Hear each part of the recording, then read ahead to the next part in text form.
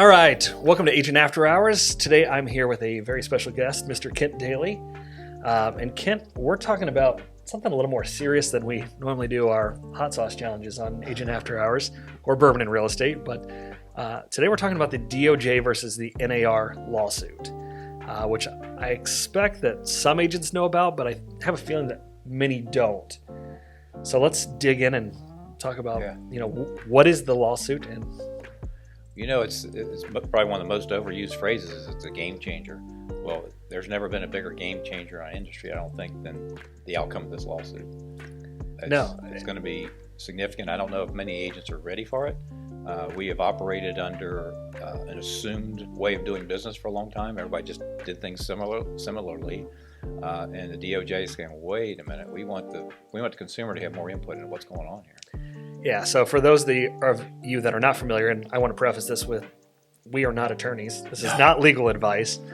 This is just kind of our opinion of what we believe might happen and making you guys aware that it is going on. So the Department of Justice came out with a lawsuit a few years back against the National Association of Realtors, correct, saying basically there's not enough transparency on how a buyer's agent gets paid. And they came to a settlement, and then the DOJ said, actually, we want some more information on how this all works, and they're basically reinvestigating it. Yeah, I think we had seen a few agents as buyers agents telling the public, hey, buy from me, it doesn't cost you anything. And the DOJ is saying that is not true. There's a 3%, 2%, 1%, $1,500, $1,000, whatever it is. There's compensation coming to that buyer's agent, so you can't be saying that it's free just because the seller was paying that fee. No, because at the end of the day, you're basically paying a buyer's premium because the seller it affects their net. Right. So they're increasing the price, and how it affects them and how it affects what a buyer is able to pay. So my anticipation for this is that we will no longer have sellers paying buyer's agents in the next 5 years. I know that's a bold statement, and you guys may think I'm crazy, but I mean, that's how serious this is. I don't think sellers are going to pay buyer brokers. I don't think it's been offered to them before. So if you offer that in the listing of presentation, when you're sitting with the seller, they're going to say, well, why am I paying? I mean, if you really think about it, why am I paying the buyer's commission? I'll pay the seller's commission. Right. So oftentimes on listing presentations, an agent will go and say, well, I'm only getting 3% because we're going to pay 3% or whatever their split would be.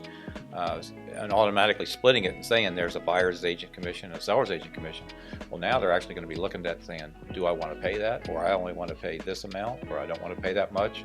The buyer's agents are going to have to be having pretty good looking buyer's agency agreements and looking for the compensation to come through that.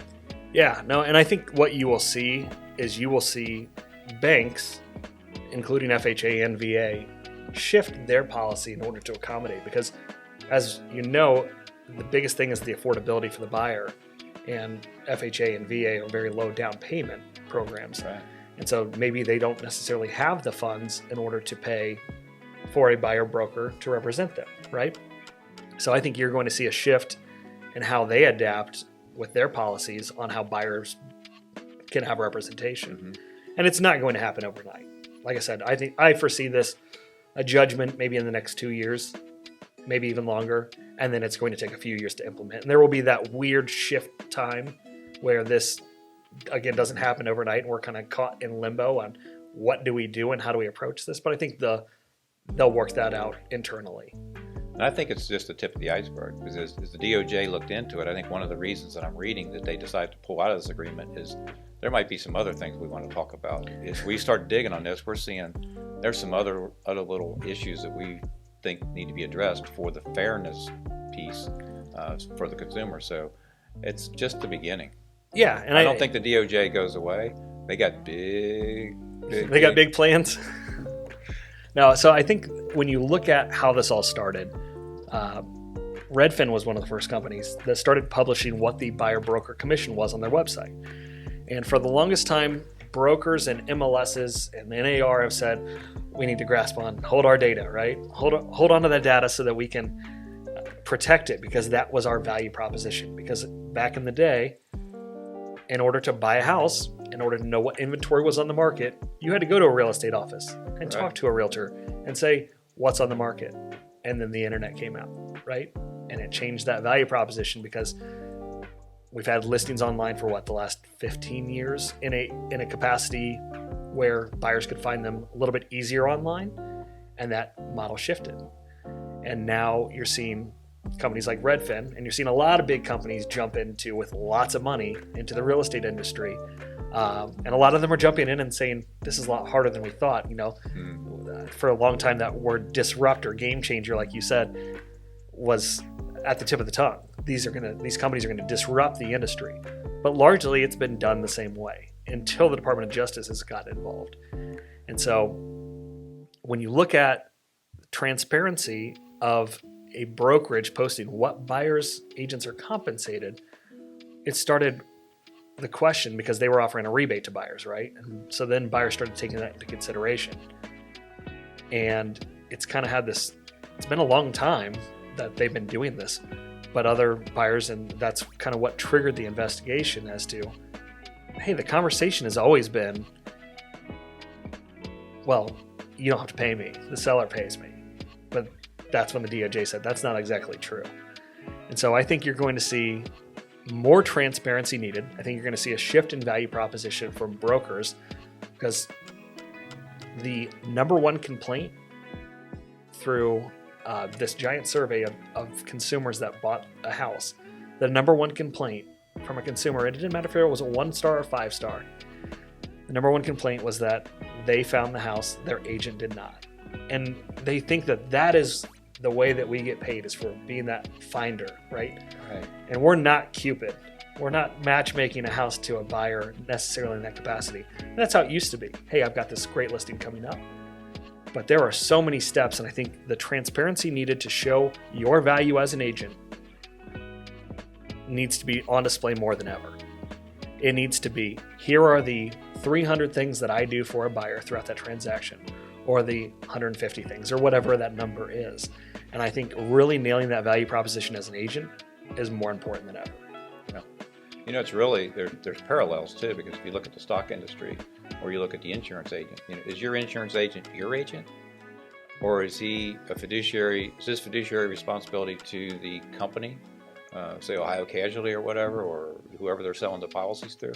Or are they working with you? And now the stockbroker's the same way. You've seen a lot of commercials on TV now for stockbrokers go, I don't get paid based on the commission. Did you ever wonder about your stockbroker if that was really the best stock for you, or if it was, we're going to re-roll your portfolio because I get commissions again? Right.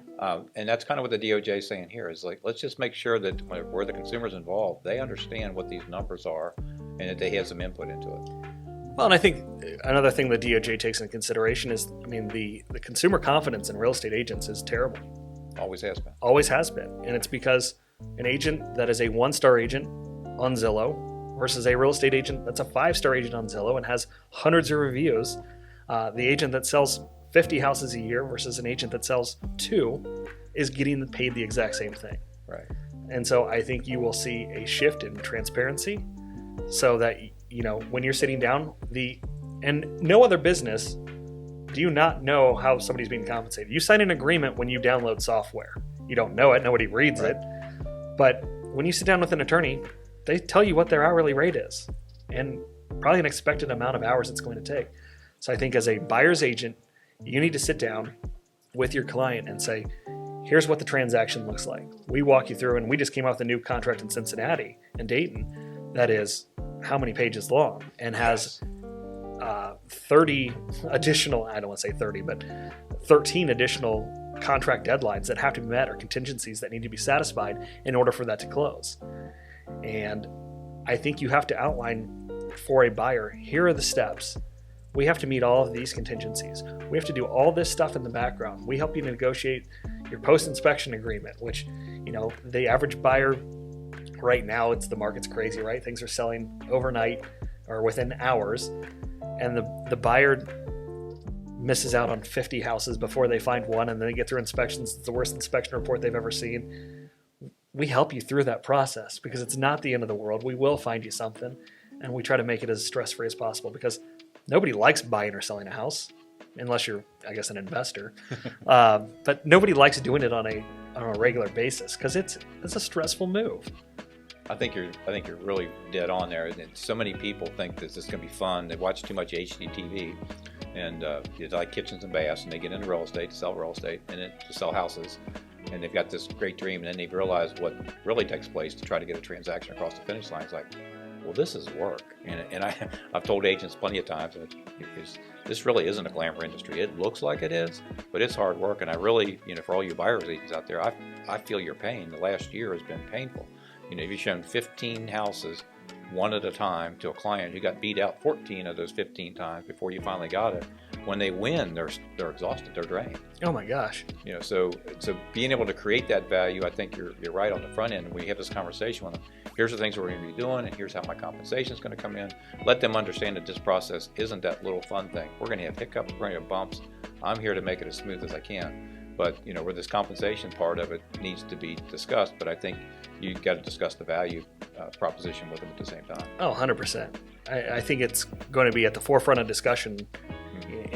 And I say forefront, it doesn't mean you're advertising everywhere what your commission rate is, because I think any good agent establishes their value first. Because if the consumer can see that, hey, they're going to help me with this list of things, and we'll provide you with a list, I'll put it in the comments here. We'll provide you with kind of a generic list that you can utilize. But I think agents need to have that ready. That's right. What they need to be marketing. Not, hey, you find the house and seller will pay me. Because that's going to go away. That's definitely going away. That's definitely going away. So, yeah, agents be prepared because it is going to shift. We're going to keep a close eye on this and certainly do some updates here in the near future as we find out more. But, yeah, I think agents need to... I'm a huge fan of never stop learning. I mean, I've used this in our trainings before where we talk about Tom Brady. Right. Tom Brady's won, 7 Super Bowls? Is that right? 7 rings. And he's still there the day after every game watching film to see how he can improve. And I think a lot of agents have gotten complacent with this is the way I've done things for 15 years or right. 10 years or 30 years or whatever it might be. And it's going to be a rude awakening for a lot of agents. So I think you can't stop preparing enough by learning new skills, going to new trainings, getting designations, and surrounding yourself with peers that are like-minded and want to grow. So I'll drop a link to, this is no commitment to my brokerage or our brokerage, I should say, but I'm going to drop a link to Full Leverage, which is our complete agent training program. That you can take a 7-day trial of, because it's really talking about systemizing and streamlining your business and preparing for stuff like this, because a lot of agents work in their business instead of on their business. Right. And I think that's going to be a thing of the past. And we're going to see, just like we did in 2008, a lot of agents, I think we went from like 1.3 million agents down to 800,000 for a minute. And now we're back up to, last stat I saw was 2 million agents, not necessarily realtors, but 2 million agents nationwide, and only 5.6 million houses for sale. Some things never change. I brought up a thought there. My first broker said, after a little while, you kind of get immune, you get commission immune, because that's what you get paid. And, if you pull in a $9,000, $12,000, $15,000, $20,000 commission, that's just the way the industry's set up, and you thought that was fine. But she said, I challenge you with each and every sale that you'd make is to stop and think about it from the consumer's perspective. What's the last thing they paid $12,000 for? They drove it off the lot, maybe, or it was their new SUV, or there was something for a camper, or who knows what. But they bought something that was pretty tangible. If they walked in to see their accountant or their attorney and said, well, you're going to have to pay me $12,000, they're going to like, well, what the heck are you going to do for me for $12,000? So the challenge is there. It's not spoken very often, but the clients are always thinking that. What is he doing, or what is she doing for this $15,000? Right. And they also think that you're getting both sides of it. So this DOJ thing's going to help that a little bit, because they think that you got the whole commission, that there was no expenses out of it, and there's no other agent fees, no broker fees, nothing. So yeah. I like that. I still think about that often. Is that challenge us to earn the commission. Well, and I think you will see. I mean, you've seen agent commissions drop significantly over the past 20 years. Right. Average used to be, and we're not talking about price fixing here, nationwide average used to be 6%, and it went down and down, and I think it's at 4.9 and dropped even lower than that. I think you're going to see 2% as a normal. Very possible. As an average. I shouldn't say normal. Scratch that from the record. Average commission will be 2%. But when you look at the appreciation of homes over the last 10 years, Right. it's about the same. Right. I mean, we if were selling $100,000 homes, now they're $220,000 for an average sale price. Yeah. In certain markets, it's obviously crazy. but the average agent commission went down from 49,000 to 43,000 last year because we have too many agents. Right. So I think this will unfortunately weed some of those out, but fortunately for the agents that are producing and not treating this as a hobby. So Going to be interesting, but you know what? The only thing that's constant is change. absolutely. Thank you guys for joining. Anything else you want to add? We're good. Hang in there. Yep. We'll keep you along for the ride on this roller coaster. Talk to you soon.